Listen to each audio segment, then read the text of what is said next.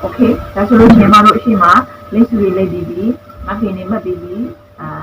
ရှေ့ချမ်းရောနောက်ချမ်းရောမှတ်ပြီးသွားပြီဆိုလို့ရှိရင်မတို့ကဒါတွေအကုန်လုံးပြီးသွားပြီဆိုလို့ရှိရင်ထုတ်တဲ့အပိုင်းဘက်ကိုစပြီးတော့သွားမယ်ပေါ့နော်သွားမယ်ဆိုလို့ရှိရင်မတို့ကဘာလို့လဲဆိုလို့ရှိရင်နောက်စစ်လို့တာနောက်ကွဲ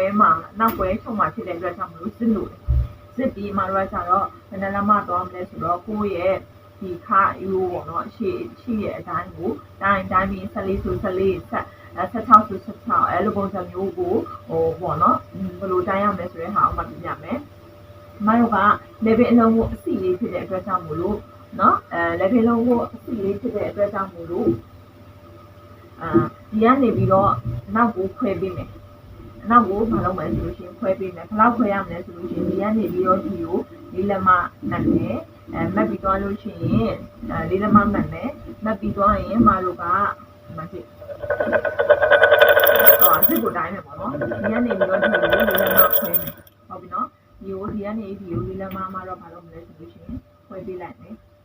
အဲ့ဒါမှခေါင်းကဆွတ်လို့ရမှာလေလေပင်ကလုံးဝကွက်တိလောက်ထားတာဖြစ်တဲ့အတွက်ဒီကနေဒီကိုဘယ်လောက်လဲမှတ်ထားမယ်နော်ဒီကနေဒီကိုလေးလက်မမှတ်မယ်မှတ်ပြီးသွားလို့ရှိရင်ဒီကနေပြီးတော့ဒီကိုတစ်လက်မခွဲဆင်းမယ်လောက်ဆင်းမယ်ဒါလေးကကြောင့်ပုံတွေပဲမှတ်ထားသူ့ကိုပဲထုတ်ဒီဟာဒီလိုမျိုးလေပင်အနောက်ကွယ်လေပင်အလုံးကိုဆိုလို့ရှိရင်လေးလက်မချမယ်တစ်ခွဲမှတ်မယ်မှတ်ပြီးသွားရင်အေးကနေမတို့ဒီလေးလက်မနေပြီးတော့ဒီဟာကိုတိုင်းပြလိုက်ဘယ်လောက်ရှိလဲဆိုလို့ရှိရင်12ခွဲရှိအခွဲအကြံဘယ်လောက်ကျန်လဲဆိုရှင်12ခွဲအကြံဆိုလို့ရှိရင်မတို့14လက်မဆို12ခွဲဆိုရင်12သွားမြည်နေနော်12ခွဲဆိုရင်zit ရှေ့ကို12သွားမြည်နေ14လက်မလောက်ယူတကယ်လို့ဒီကနေဒီလိုတိုင်းလိုက်လို့နော်ဒီ4လက်မအကြနေပြီးတော့ဒီကိုတိုင်းလိုက်လို့မတို့က